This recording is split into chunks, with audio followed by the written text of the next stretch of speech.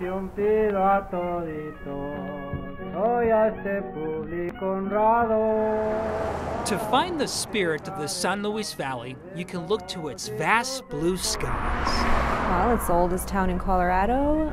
Walk among its lush lands and silent, sacred spaces. If you want to know about the history of Colorado, you have to know about the Spanish speakers in the South. And listen to the elders. Look at you close. The valley's spirit is also found more than 200 miles away in a living room, Va a cumplir 90 años. just outside of Denver. And what did you say to her, buddy, when you decided to ask her out?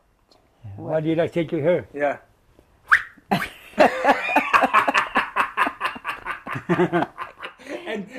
How did you respond to that? Yeah, he didn't do that. Buddy and Josie Labato married 68 years ago in San Luis, where they grew up speaking an ancient Spanish dialect, their first language. Me siento muy bien, muy gracias a Dios. Buddy tells me he's turning 90 years old and remembers feeling out of place in his own country. When we first came to Denver, they used to make fun of us, the way we spoke English. You know, we had an accent. Listening to them feels like a warm, familiar blanket. Buenos días, viejito. Hello, honey, ¿cómo te va yendo, baby?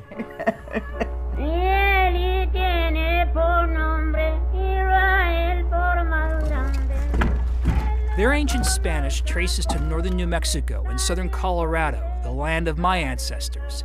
A state line may divide the region, but our people remain connected by the unique language reflective of our heritage. I understand only some of it. We're a Spanish-speaking community. We're very proud people. A dialect forged when Spanish and Native peoples clashed and then blended, long before the United States even existed. It's not really an immigrant population. English came to them. Today, the dialect is a form of Spanglish. How about Quara?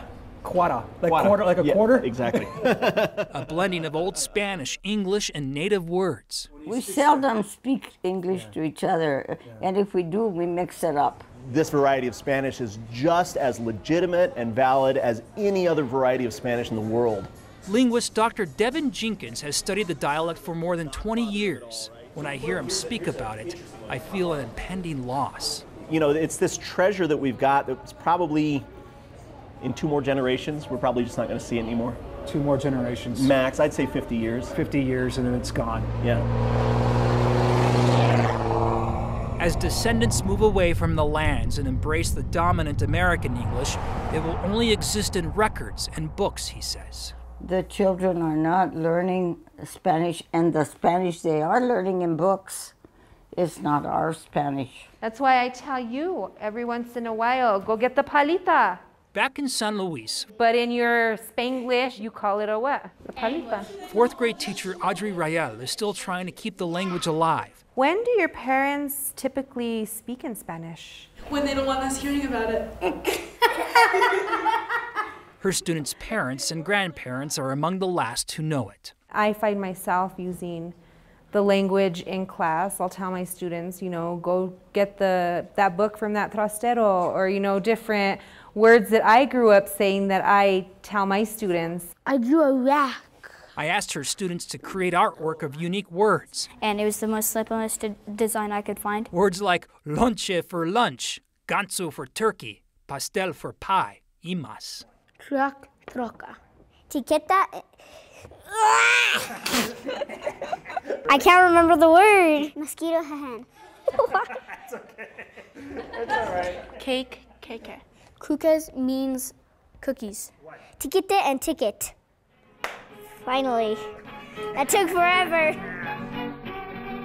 I think it's kind of sad that it's starting to fade, and I think that's why I kind of incorporated in the classroom myself, just so that way if they're not hearing it at home, they're hearing it from me at school.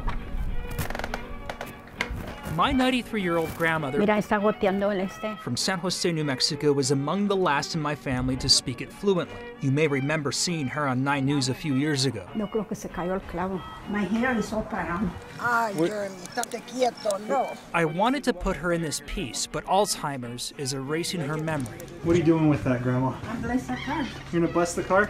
A collection of cell phone videos will soon be all I have of her voice. Y eso no me lo va a partir el día, creo que no lo iba a partir. To me, it kind of represents our culture and our ancestry.